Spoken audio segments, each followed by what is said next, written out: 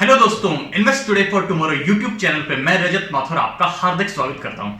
दोस्तों, मार्केट में आईपीओ की हो रही है बरसात और इस बहती गंगा में हाथ धोने के लिए एक और कंपनी आ गई है जिसका नाम है सीएमएस इन्फो सिस्टम लिमिटेड। तो अगर आप इस आईपीओ में पैसे लगाने का मन बना रहे हैं तो इस वीडियो को एंड तक देखना बिल्कुल मत भूलिएगा। और इस तरह के और इंफॉर्मेटिव और इंटरेस्टिंग वीडियो चाहते हैं तो कृपया चैनल को लाइक करें, शेयर करें और सब्सक्राइब करें।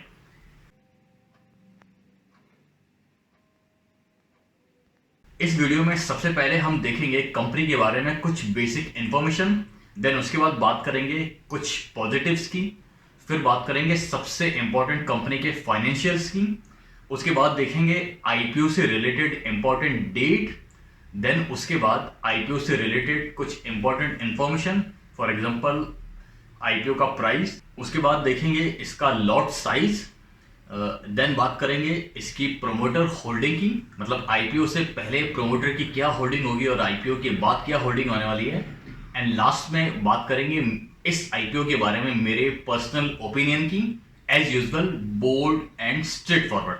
तो चलिए शुरू करते हैं। सबसे पहले बात करते हैं कंपनी के बारे में कुछ बेसिक इंफॉर्मेशन की। तो ये कंपनी, इसका मेन काम है मेनली कैश मैनेजमेंट सर्विसेज का। तो एज पर 31 March 2021 it is one of the largest cash management company in India according to number of ATM points and retail pickup points. ये कंपनी मेनली एंगेज है installation में, maintenance में and management of its asset and technology solution based on end to end service. और ये company काम किन के लिए करती है?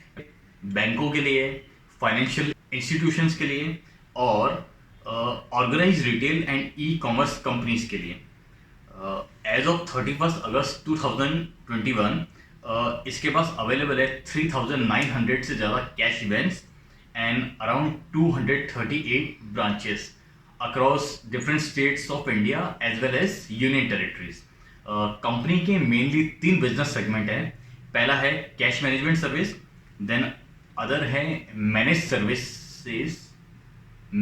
सर्विसेज जिसमें आता है banking, automation product sales, common control system and software solution.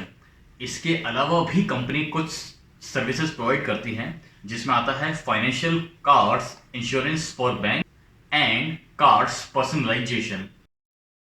दोस्तों, अब बात करते हैं कंपनी के बारे में कुछ पॉजिटिव्स की। तो सबसे पहला पॉजिटिव यही है कि ये अपने सेगमेंट में वन ऑफ द लीडर हैं। देन नेक्स्ट पॉजिटिव आ जाता है इसके जो कस्टमर के साथ रिलेशनशिप है वो काफ़ी लॉन्ग लास्टिंग है, क्योंकि आप जानते हैं कि बैंकिंग इंडस्ट्री और इस टाइप के इसके कस्टमर्स है तो लॉन्ग लास्टिंग रिलेशनशिप होना ही है। देन इनके पास प्रोडक्ट्स एंड सर्विसेज का अच्छा डाइवर्सिफिकेशन है। देन इसके बाद आ जाता है इनकी स्ट्रॉन्ग पैन इंडिया प्रेजेंस है, अलॉन्ग विथ इनके पास है 3900 से ज़्यादा cash van and 238 branches and offices. And finally last but not the least, management काफ़ी एक्सपीरियंस है। दोस्तों, अब बात करते हैं सबसे इंपॉर्टेंट इसके फाइनेंशियल्स की, मतलब टोटल एसेट्स कितने हैं, रेवेन्यू कितने हैं और सबसे इंपॉर्टेंट प्रॉफिट कितना है। तो सबसे पहले देखते हैं इनके टोटल एसेट्स। तो एज पर 31 मार्च 2019 टोटल एसेट्स थे 1092 करोड़ से ऊपर। देन 31 मार्च 2020 टोटल एसेट्स थे 1332 करोड़ से ऊपर। Then as per 31 March 2021 total asset थे 1600 करोड़ से ऊपर।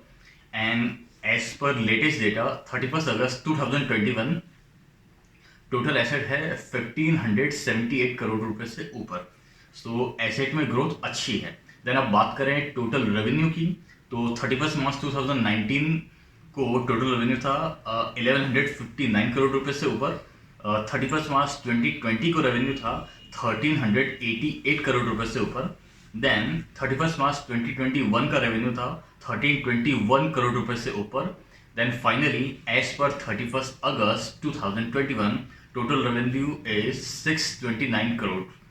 सो काफ़ी स्टेबल ग्रोथ है एसेट में भी और रेवेन्यू में भी। अब बात करते हैं प्रॉफिट आफ्टर टैक्स की। तो 31 मार्च 2019 को प्रॉफिट था 96 करोड़ से ऊपर। Then 31 March 2021 profit was 168 crore से ऊपर। एंड फाइनली एज पर 31 अगस्त 2021 प्रॉफिट इज 84 करोड़ से ऊपर। सो टोटल एसेट, रेवेन्यू और प्रॉफिट आफ्टर टैक्स सब में ग्रोथ अच्छी है। दोस्तों अब बात करते हैं आईपीओ से रिलेटेड कुछ इंपॉर्टेंट डेट्स की। तो आईपीओ ओपन हो रहा है 21 दिसंबर को और एज यूजुअल ओपन रहेगा 3 दिन तक, मतलब 21, 22 एंड 23 दिसंबर को ये आईपीओ क्लोज हो जाएगा। तो आप 3 दिन तक इसमें पैसे लगा सकते हैं। देन अलॉटमेंट डिसाइड हो जाएगा 28 दिसंबर तक, मतलब 28 दिसंबर को आपको पता चल जाएगा कि आपको इसके स्टॉक्स अलॉकेट हुए हैं या नहीं। इनिशिएशन ऑफ रिफंड्स की बात करें तो वो स्टार्ट हो जाएगा 29 दिसंबर को। दोस्तों अगर रिफंड मिलने में थोड़ी देर हो जाए तो कृपया चिंता ना करें, 1-2 दिन के अंदर आपको रिफंड मिल जाएगा। देन अगर आपको स्टॉक्स अलोकेट हो गए तो शेयर्स क्रेडिट हो जाएंगी आपके डीमेट अकाउंट में 31 दिसंबर 2021 तक। एंड इसकी टेंटेटिव आईपीओ लिस्टिंग डेट है दैट इज 31 दिसंबर, मतलब 31 दिसंबर से आप इसके स्टॉक्स स्टॉक मार्केट में ट्रेड कर पाएंगे। बीएससी और एनएससी दोनों पे ही लिस्टिंग होने वाली है। देन अब बात करते हैं इस आईपीओ से रिलेटेड सबसे इंपॉर्टेंट इन्फॉर्मेशन की, स्पेशली फाइनेंशियल इन्फॉर्मेशन। तो आईपीओ का प्राइस है 205 से 216 रुपीज़ पर शेयर पर रिटेल कैटेगरी में। एज यूजुअल आपको पता है हमें तो यूज़ करना है cut off price. Cut off price भी 216 रुपये के आसपास होना चाहिए। तो कट ऑफ प्राइस की आप बिल्कुल चिंता ना करें, आप अपने एप्लीकेशन में या वेबसाइट में जहाँ पे भी जाएंगे वहाँ पे आपको कट ऑफ प्राइस का सीधा ऑप्शन मिल जाएगा। तो आपको सिर्फ उसको टिक मार्क करना है, तो जो भी कट ऑफ प्राइस होगा वो आपका अपने आप एप्लीकेशन में अप्लाई हो जाएगा। देन इसका इशू साइज है 1100 करोड़ रुपीज़ और पूरा का पूरा ओएफएस है। ये अकेला इस आईपीओ में सबसे बड़ा नेगेटिव पॉइंट है। दोस्तों अब देख लेते हैं इस कंपनी की आईपीओ का लॉट साइज। जैसा कि आपको पता है कि आईपीओ में हमें स्टॉक्स लॉट में ही अप्लाई करने पड़ते हैं, आप एक स्टॉक या 2 स्टॉक अप्लाई नहीं कर सकते। तो इसका लॉट साइज है 69 का और एक लॉट का प्राइस हो जाएगा 14,904 रुपीज़। मतलब इस आईपीओ में आपका मिनिमम इन्वेस्टमेंट होगा 14,904 रुपीज़ और मैक्सिमम हो सकता है 13 लॉट तक। स्टॉक्स हो जाएंगे 897 and price will be 1,93,752 rupees. दोस्तों अब बात कर लेते हैं इसकी प्रोमोटर होल्डिंग की। आईपीओ से पहले प्रोमोटर की होल्डिंग थी 100% और अब इस इश्यू के आने के बाद प्रोमोटर की होल्डिंग हो जाएगी 65.59%। दोस्तों सारी बातें हमने देख ली, अब सबसे लास्ट में बात करते हैं इस आईपीओ के बारे में मेरे पर्सनल ओपिनियन की, as usual bold and straightforward.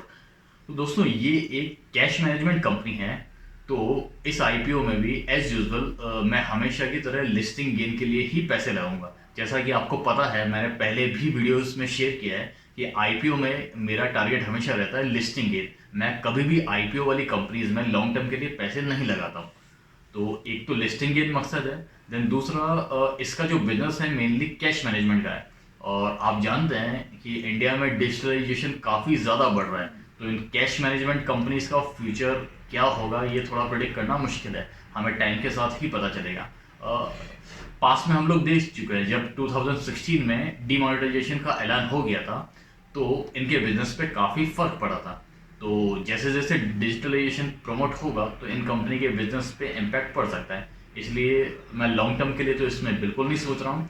तो मैं इस आईपीओ में लिस्टिंग गेन के बारे में सोच रहा हूँ। तो जहाँ तक बात है वैल्यूशंस की, कंपनी ने काफ़ी अट्रैक्टिव वैल्यूशन रखे हैं, लिस्टिंग गेन के लिए अच्छा खासा स्कोप छोड़ा है। बट एक प्रॉब्लम ये है कि इस वीक में बहुत सारे आईपीओज आ रहे हैं और काफ़ी सारे अच्छे आईपीओज भी हैं।